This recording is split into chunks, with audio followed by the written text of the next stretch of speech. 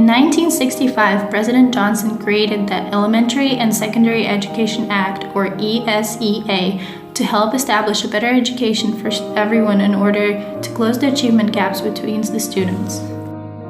The woman in the picture is Miss Kate Loney, who was President Johnson's elementary school teacher and stood by his side in signing the act in 1965. In the original act, there were 6 titles. Title I funded schools with children of low-income families.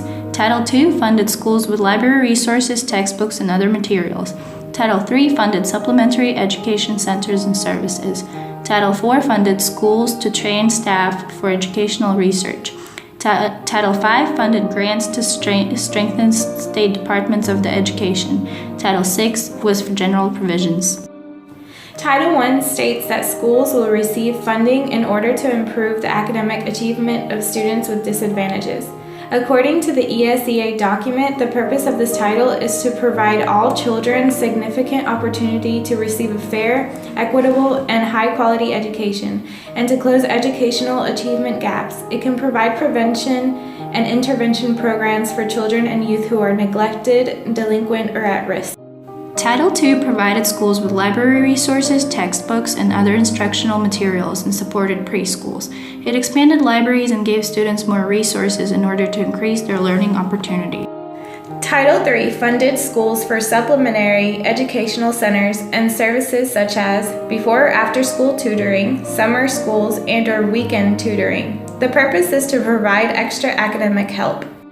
According to the ESEA document, Title IV was made to improve the quality and effectiveness of teachers, principals, and other school leaders, and increase their effect in improving student academic achievement in schools. The ESEA document also stated that Title V provided grants to strengthen state departments of education. The grant provided to stimulate and assist states in strengthening the leadership resources of their state educational agencies. In the first ESEA document, Title VI was included for general provisions, but it has been changed several times and now includes the education of children with disabilities, as well as other amendments. There have been many changes to the original ESEA. According to the Social Welfare History Project, revisions of the ESEA began with President Richard Nixon, which included Title II funding for refugee children and children in low-rent public housing.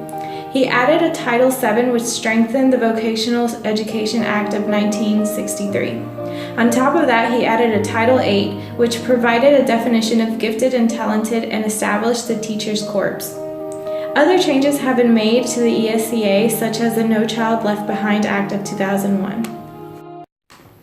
I predict that all of those of both parties of Congress who supported the enactment of this legislation will be remembered in history as men and women who began a new day of greatness in American society.